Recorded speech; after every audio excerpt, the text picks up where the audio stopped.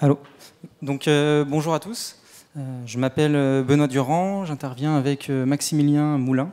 On est tous les deux managers au sein du cabinet Wavestone. Donc Wavestone, c'est un cabinet qui se positionne sur le conseil en management et système d'information sur la transformation digitale des entreprises. Et aujourd'hui, on a choisi en fait de vous présenter les résultats d'une étude qui s'appelle La révolution de la data, qui est une étude qu'on a réalisée sur le premier semestre de cette année auprès d'un peu plus de 600 dirigeants dans 3 secteurs, assurance, industrie et distribution. Et pourquoi finalement on juge que c'est intéressant aujourd'hui de vous présenter cette étude-là? Parce que finalement, si on va dans tous les salons liés à la donnée, les événements data, on peut avoir l'impression que l'assurance a réinventé, toutes les entreprises d'assurance ont réinventé leur business model, que la distribution elle a tout réinventé aussi, et que l'industrie n'en est pas loin. Dans les faits, en fait, c'est pas le cas. Et l'idée de cette étude, donc c'était un questionnaire en ligne sur une période d'1 mois auquel les dirigeants répondaient. L'idée de cette étude, c'est vraiment de tangibiliser les avancées concrètes concernant la donnée dans ces 3 secteurs-là et de comprendre ce qui marche bien et les axes d'amélioration qui existent encore. Voilà. Alors, la première chose qu'on voulait vous évoquer, c'est on a demandé en fait aux différentes industries de se classer selon différents critères. Alors, ils ne sont pas classés par rapport aux autres, ils ne sont pas évalués par rapport aux autres, mais ils sont évalués par rapport à certains critères sur une échelle de 1 à 5. Et finalement, ce qu'on en ressort, c'est que l'assurance s'évalue comme comme le secteur le plus avancé. Et que derrière, on a, dans un mouchoir de poche, on va dire, la distribution et l'industrie. Et finalement, sur ce constat-là, il y a deux grandes surprises. La première, c'est que l'assurance s'évalue aussi haut, alors qu'à côté de ça, même si ils ont une connaissance data client qui est assez importante, ce qu'on observe, nous, sur le marché et vis-à-vis des métiers, c'est que l'insatisfaction client, elle est constante et assez haute depuis très longtemps, et que même si ils disent avoir une maturité, enfin le secteur globalement et les dirigeants de ces entreprises s'auto-évaluent comme étant très matures, on ne voit pas en fait de grands changements. Donc ça c'est la première surprise. On l'explique un peu en se disant finalement c'est un secteur qui historiquement travaille beaucoup avec la donnée, et notamment avec des statisticiens, des actuaires qui manipulent des données et qui peuvent avoir le sentiment justement d'être matures grâce à ça. Mais ce qui veut dire qu'il y a quand même encore un gap pour aller chercher le next step autour des nouvelles techniques d'intelligence artificielle, de data science qui ont émergé ces dernières années. L'autre surprise, c'est finalement que la distribution soit aussi bas. Parce que c'est un secteur qui est en grand danger du fait notamment d'Amazon et d'Alibaba. Et c'est un secteur qui a fait quand même pas mal de petites choses pour justement survivre. Donc, à l'inverse, en fait, on se serait attendu à ce qu'ils s'évaluent eux-mêmes un peu plus haut, parce qu'ils ont travaillé sur des axes d'optimisation de leur supply chain, de leurs entrepôts, des cas d'usage un peu spécifiques sur finalement l'optimisation de leur stock, ce genre de choses. De la même façon, en fait, la façon dont on explique ça, c'est sans doute justement la comparaison avec les géants, les Alibaba et les Amazon, qui sont tellement loin devant, qui sont tellement en avance sur ce sujet-là, qui ont tellement mis en place de choses que finalement, il y a on est humble par rapport à ça et on se dit qu'on est vraiment en dessous, quoi. L'industrie, c'est pas tellement surprenant parce que c'est un secteur qui sait qu'elle est en retard et qui, en quelque sorte, est un peu obligé de l'assumer.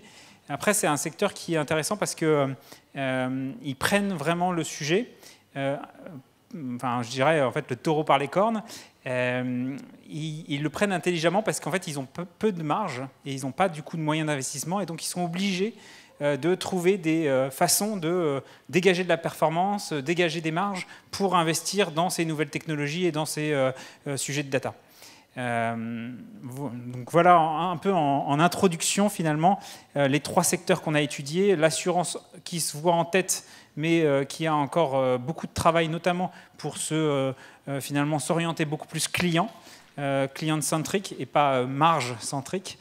Le retail qui se voit comme très bas, alors que finalement ils font déjà, c'est un secteur qui bouge pas mal et qui est effectivement en très forte concurrence, et l'industrie qui se voit un peu à la traîne, mais qui a une belle dynamique.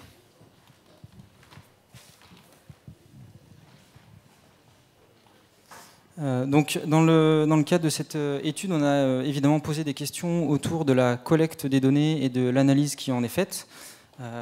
Et donc, quels sont les principaux enseignements? Le principal, c'est qu'en fait, dans les 3 secteurs, alors ça ne surprendra pas grand monde, mais dans les 3 secteurs, clairement, la typologie de données qui est la plus collectée, à plus de 90%, quelles que soient les entreprises, ce sont les données de type client. Pourquoi? Notamment pour permettre une meilleure connaissance client.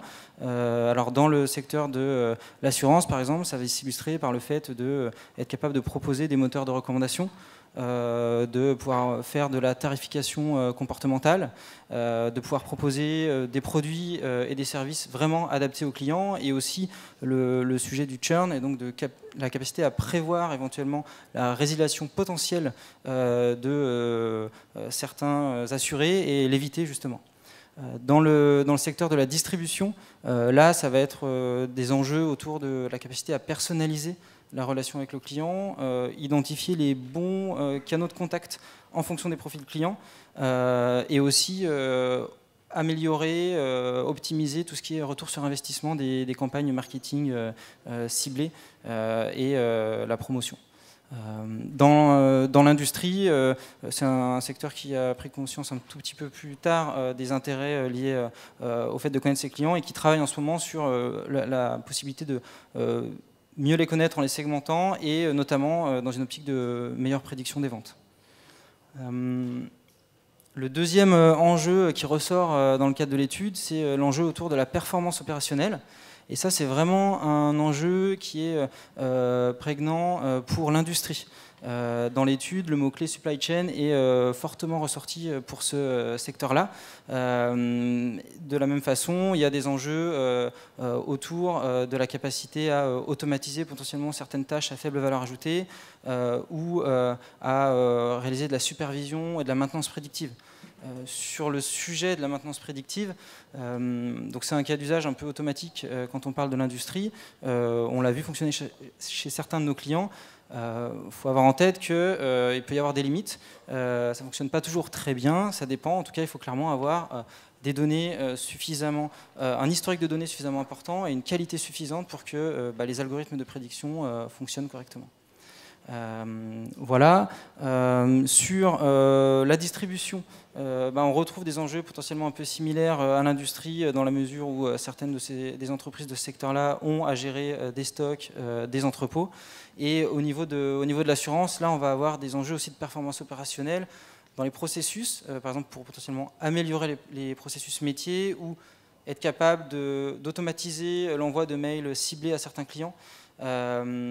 Et aussi dans la capacité à prédire, par exemple, des impayés, ce genre de choses-là auprès des assurés. Ce que je n'ai pas dit, c'est que dans le secteur de l'industrie, le fait que la performance opérationnelle soit un enjeu très important, ça explique que dans l'étude, l'industrie se distingue des 2 autres secteurs sur la partie données d'exploitation. C'est le secteur qui collecte le plus ce type de données-là, et on le comprend bien par rapport aux enjeux de performance opérationnelle. Et ça rejoint ce que disait Maximilien tout à l'heure. Nous, côté Wavestone, on est convaincus qu'il y a un intérêt à ce que dans le secteur industriel, d'abord, il y a des cas d'usage liés à la donnée qui permettent de développer la performance opérationnelle. Ça permet de dégager plus de marge dans un secteur où les marges sont contraintes. Et ensuite, on peut réinvestir ces marges-là dans des cas d'usage potentiellement plus avancés, à plus forte valeur ajoutée, où on va vers de la servicisation, mais Maximilien en parlera tout à l'heure. Et puis le dernier sujet, c'est l'innovation. Alors c'est un mot un peu fourre-tout, mais qui néanmoins ressortait également dans l'étude. Là, ce qu'on peut dire, c'est que sur la partie assurance, comme le disait Maximilien en introduction, il va y avoir un enjeu, enfin, en tout cas c'est notre conviction côté Wavestone, à pouvoir développer des cas d'usage pour améliorer la satisfaction client, puisque ça fait 15 ans que ce type d'études-là stagne un petit peu. Donc c'est là qu'il peut y avoir des axes de progression et d'innovation dans l'assurance. Dans la partie industrie, ce qu'on se dit, c'est que c'est vraiment l'axe servicisation qui peut permettre aux industriels de se démarquer. Donc un exemple, ça peut être par exemple la capacité à tenir compte de la personnalisation. Pouvoir proposer à nos clients de choisir la couleur de tel produit et en tenir compte dans nos chaînes de production et être capable de le gérer. Dans la partie distribution, ça on va dire qu'il y avait des entreprises assez différentes. Les entreprises pures e-commerce, elles gèrent bien la donnée, les cas d'usage associés, en fait, et tout ce qui est targeting client jusqu'à la vente. Nous, notre conviction, c'est que là où elles pourraient s'améliorer encore, c'est sur la partie, tout ce qui est le service après-vente. Après la vente, comment on fait pour avoir les interactions les plus fluides et les plus optimales possibles avec le client. Et puis les entreprises qui ont des points de vente, elles ont encore des enjeux à mieux consolider les données clients entre leur site e-commerce et les différents points de vente. C'est pas une mince affaire. Voilà, ça fait partie des sujets sur lesquels elles peuvent innover, ainsi que possiblement le fait de moins délaisser les points de vente. Il y a eu beaucoup d'efforts qui ont été faits sur la connaissance des clients, donc c'est le premier point, mais il y a aussi des optimisations qui peuvent être apportées sur les points de vente. Par exemple, se dire, ok, on a peut-être 2 magasins de la même taille dans la région A et la région B, mais peut-être qu'il faut les approvisionner différemment. Peut-être qu'on peut essayer de mieux anticiper l'affluence en points de vente, et voilà, ça fait partie des axes d'innovation possibles dans ce secteur-là.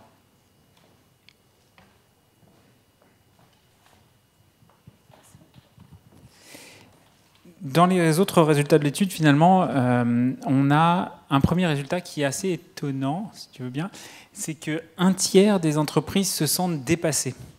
Et ça vient avec un autre résultat qui dit que 100% des entreprises qu'on interroge ont un projet data, au sens large, dans leur plan stratégique. C'est assez angoissant en fait, de se dire qu'un tiers des entreprises se sentent dépassées, alors qu'ils doivent tous en fait l'adresser. Et finalement, c'est d'autant plus étonnant que ça fait quand même 10 ans, 15 ans, 10 ans, allez, 10 ans qu'on parle du sujet. Donc on s'attendrait finalement à ce que on ait tous collectivement finalement grandi sur ces sujets-là. Et donc ça veut dire qu'il y a encore une grande marge pour adresser ces sujets. Alors est-ce que derrière, encore une fois, tous ces chiffres vont être liés aussi à des ressentis. Donc, est-ce que ce sont des ressentis par rapport à d'autres, par rapport à ces géants qui vont plus vite que la moyenne, on se sent petit. Il y a aussi un sujet sans doute qui est simplement que, et c'est ce qu'on observe nous en fait au quotidien chez les clients qu'on accompagne, c'est que c'est pas un sujet simple. Et que sans doute qu'à un moment donné, on a peut-être trop dit ou laissé penser que c'était un sujet simple et un peu magique, qu'il fallait mettre un data lake, un grand lac de données, on mettait toutes les données au même endroit, on secouait bien fort et qu'il allait sortir des cas d'usage assez mirifiques. Et donc finalement, la difficulté était juste dans le fait de faire ce lac de données. Par ailleurs, c'est toujours un sujet compliqué que de définir même un lac de données. Donc en fait on se rend compte aujourd'hui que ce sont des sujets qui sont compliqués, d'un point de vue technique, d'un point de vue réglementaire, d'un point de vue même de management, de conduite du changement, et que donc ça ne sort pas tout seul. Donc ça explique en partie ce ressenti. Il y a aussi un autre point qui est finalement toutes les entreprises ou quasi se sont finalement mis en place des rôles, des personnes à la tête de ces sujets, des data officers, des chief data officers, etc.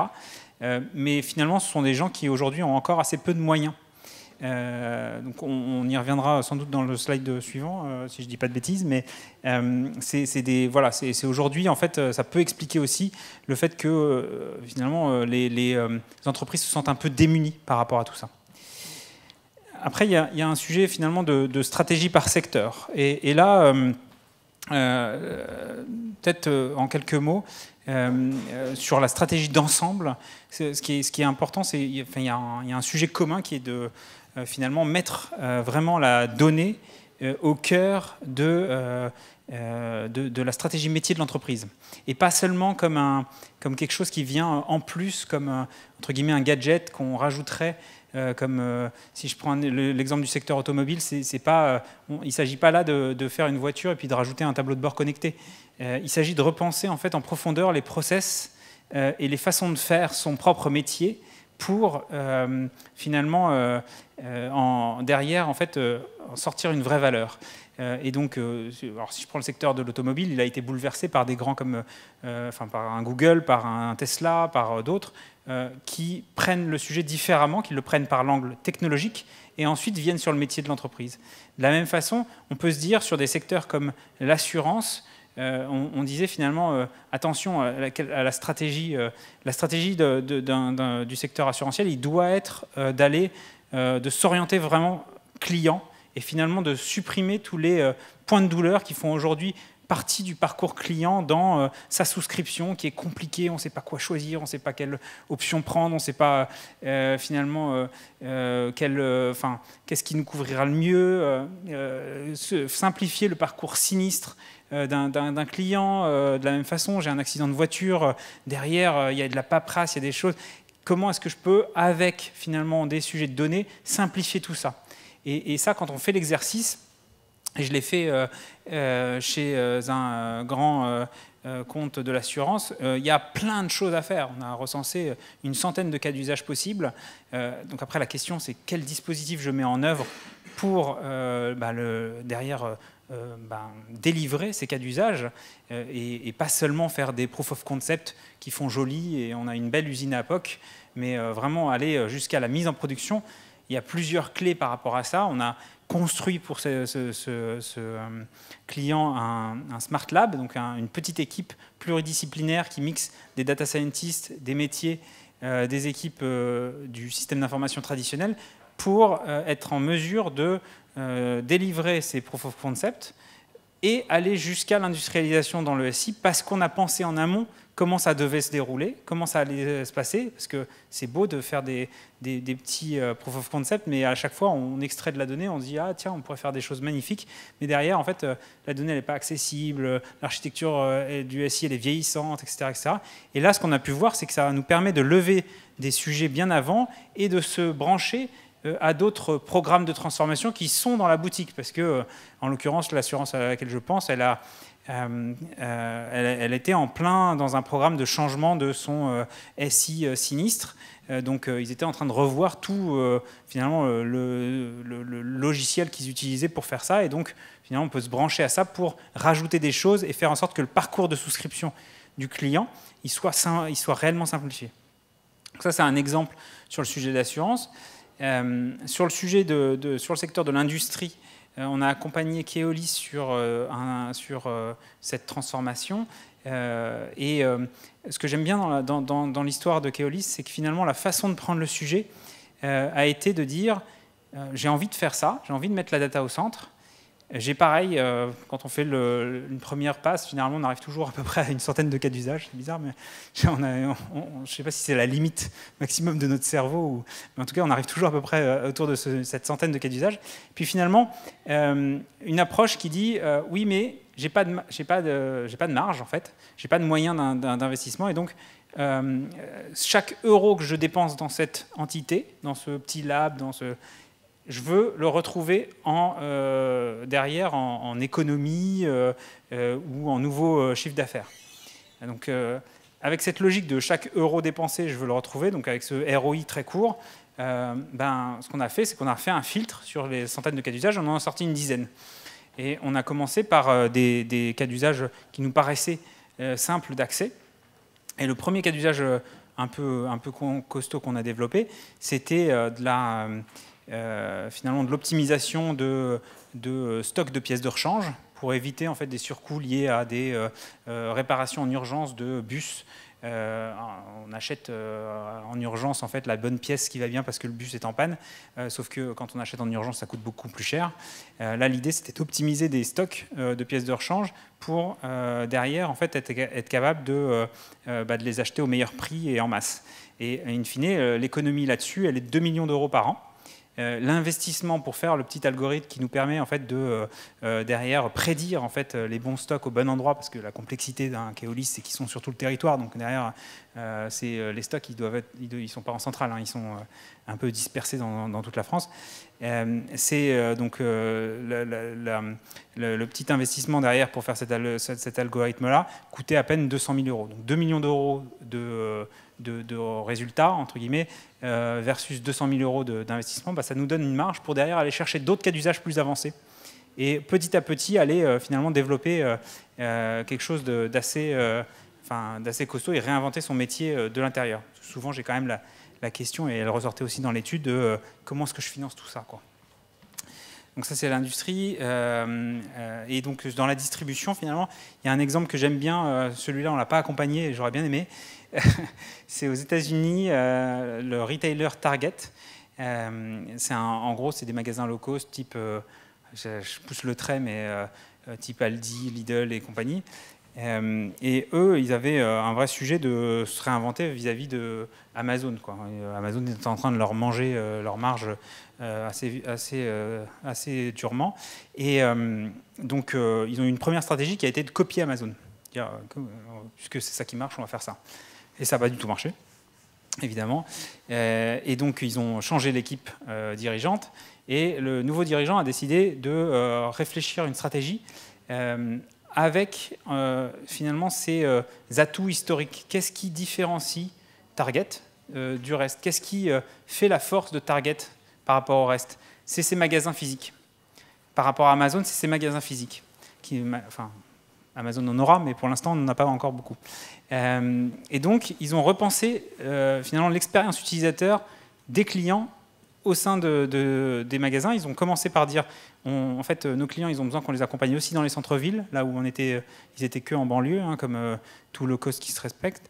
Et là, l'idée, c'était d'aller dans les centres-villes, mais du coup, sur des plus petites surfaces, donc quelque chose qu'ils n'avaient pas l'habitude de faire.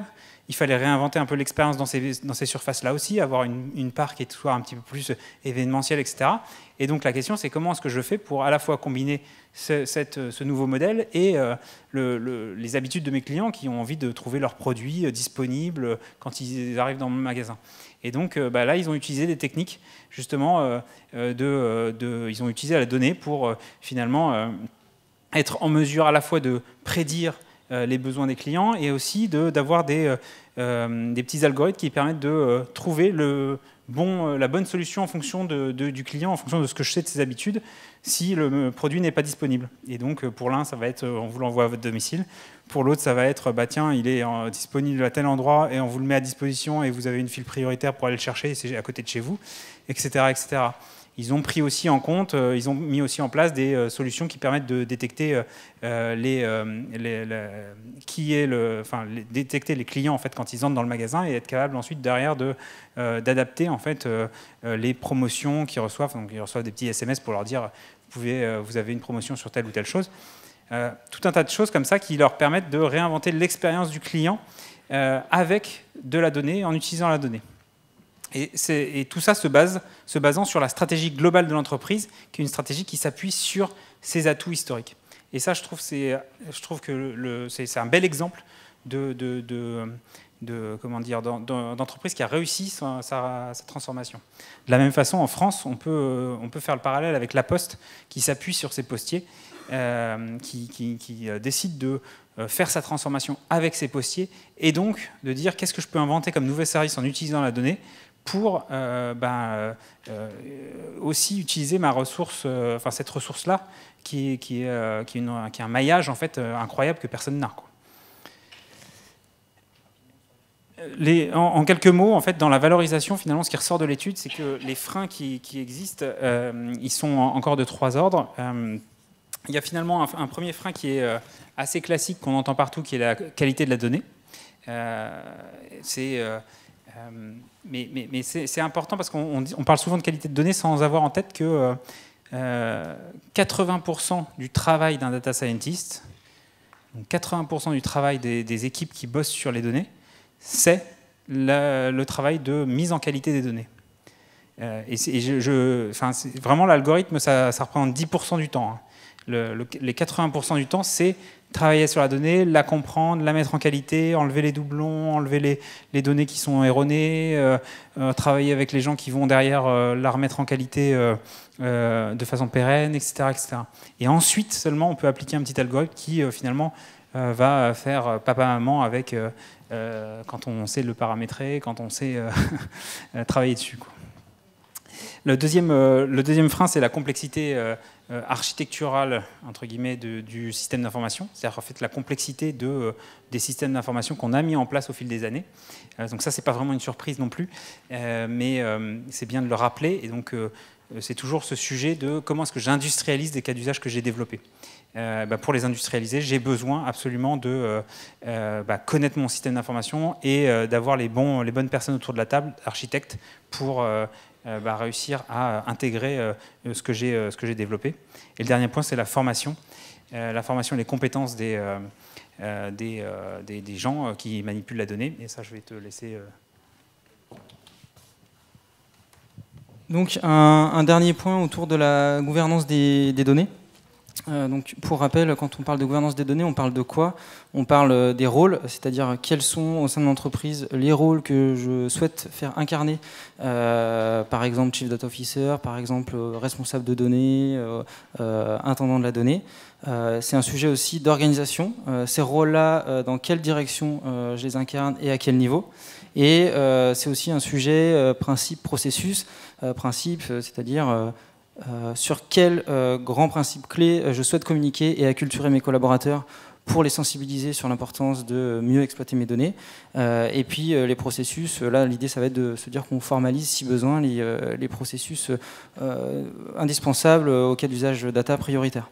Et donc dans l'étude, qu'est-ce qu'on a comme résultat? Dans à peine un cas sur deux des entreprises de la distribution et de l'industrie, on a une gouvernance des données qui est mise en place, et c'est le cas dans à peu près 2/3 des cas dans l'assurance.